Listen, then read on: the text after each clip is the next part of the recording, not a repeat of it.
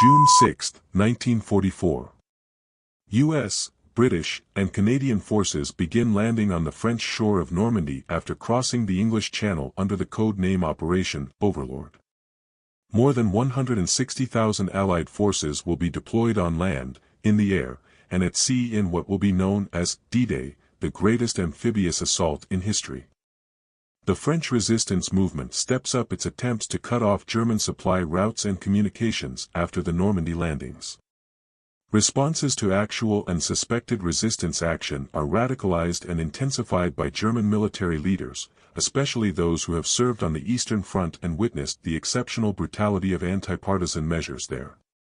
One such reaction was the slaughter of nearly all the residents of Oradour-sur-Glane, where on June 10, 1944, troops of the 2nd SS Panzer Division Das Reich killed 240 women, 205 children, and 197 men in a single day before setting the village on fire. The German invasion of Poland on September 1, 1939, marked the start of the Second World War. The Battle of France was the name given to the German invasion of France, Belgium, Luxembourg, and the Netherlands that began on May 10, 1940. France was split into occupied and unoccupied zones as part of the armistice that France and Germany agreed on June 22, 1940. Northern France and the entire Atlantic coast of France, all the way to the Spanish border, were under German occupation. The unoccupied southern region of the country, Vichy, saw the establishment of a new French government.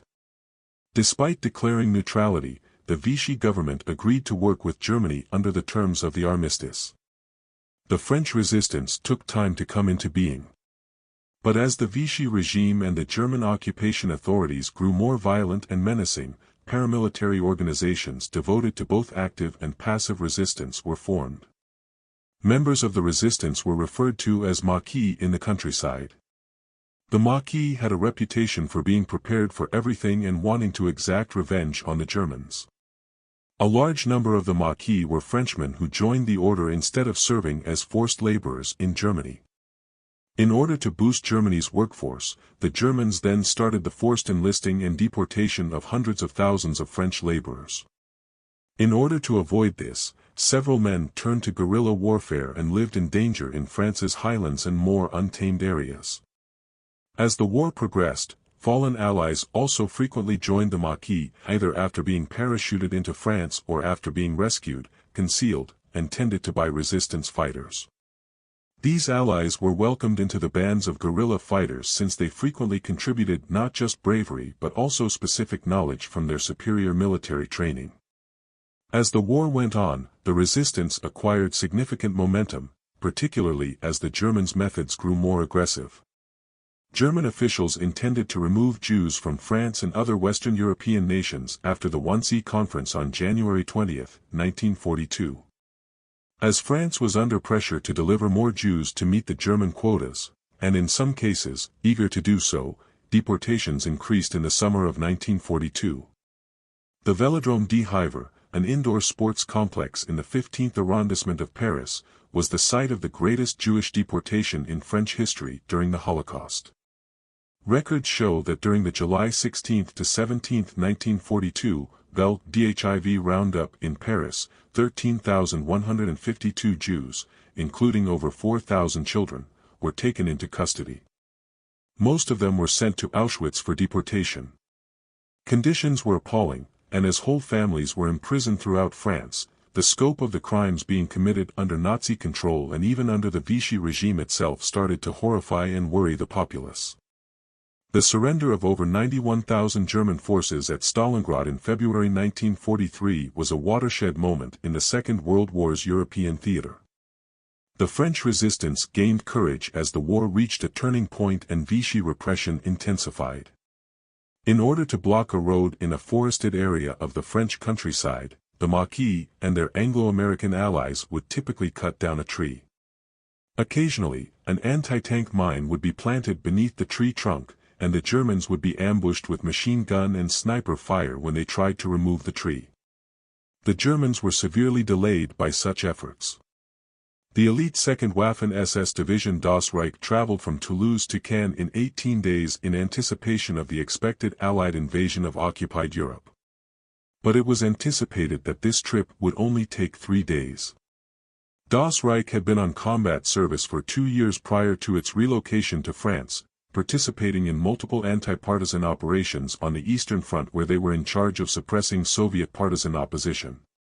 For actual or alleged partisan acts, they carried out a number of retaliations against Soviet people.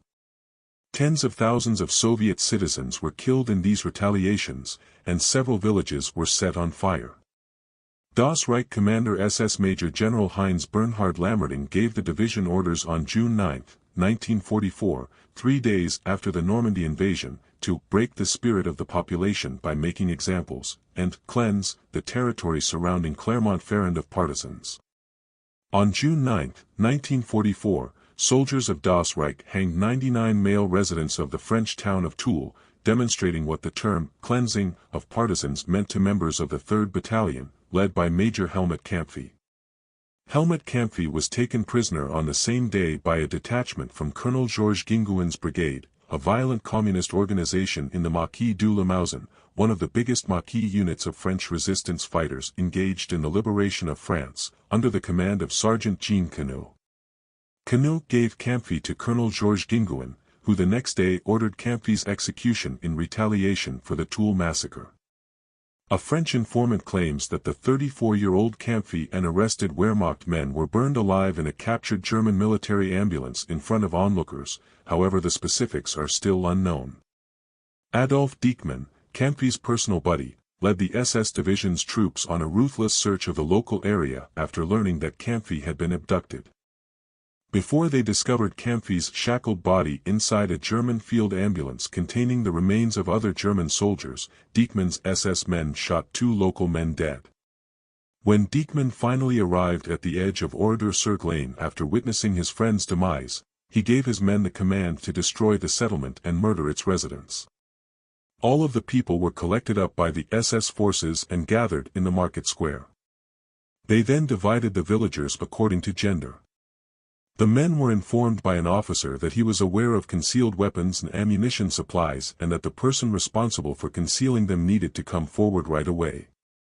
Since no one in the village was known to have participated in resistance activities, this accusation was unfounded.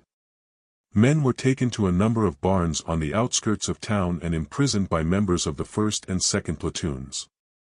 Upon receiving a signal, the SS sprayed the local men with gasoline and shot them in the legs before setting the barns on fire, killing them. Then, in the village church, the 3rd platoon imprisoned 205 children and 241 women. By tossing grenades through the windows, the SS troops lit the church on fire. There was panic inside, and everybody who tried to flee was shot by SS and burned alive. Following the deaths of 642 residents, including 7 Jewish refugees, the company set fire to the settlement and pillaged the abandoned homes. The SS men left the smoking remains at around 8 p.m. on the evening of June 10.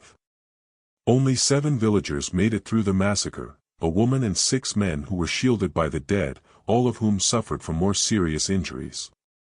About 15 more villagers managed to either hide from the roundup or flee the Germans before the slaughter began. It is still unclear why the Germans attacked Oradour-sur-Glane.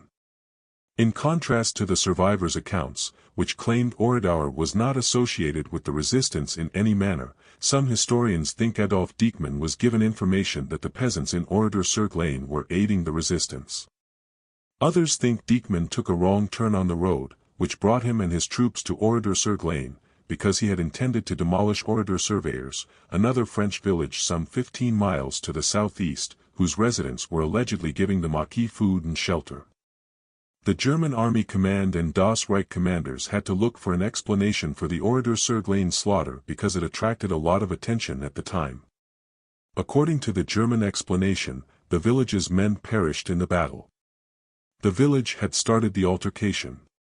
An explosion from a neighboring rebel munition supply dump burned the inside of the church, killing the women and children who had sought shelter within. Few of the SS men who carried out the slaughter were ever put on trial, despite the widespread media coverage of the murders. Following Dieckmann's testimony, SS Colonel Sylvester Stadler, the commander of the 4th SS Panzer Grenadier Regiment, ordered that Dieckmann be put on trial for ordering the massacre. However, all charges against Dieckmann were dropped after he was killed on June 29, 1944, while fighting in Normandy, close to Noyers-Bocage. Das Reich General Heinz Bernhard Lammerding, the former leader of the SS Panzer Division, was found guilty and given a death sentence in absentia by the Bordeaux court in 1953, but German authorities refused to repatriate him to France after the war. However, the 1953 Bordeaux court condemned 18 other Das Reich members to prison terms ranging from 5 to 20 years, and 2 former members to death. However, within 5 years after the trial, all of the prisoners, including the 2 who were given death sentences, were released through amnesties and pardons. One of the most recognizable representations of German atrocities against citizens in occupied Europe following the war was Oradour-sur-Glane. For all the victims of Nazi terror, many tears were shed. We appreciate you viewing, and to ensure you don't miss our upcoming episodes, please click the bell notification symbol, like, and subscribe. We hope to see you on the channel again soon.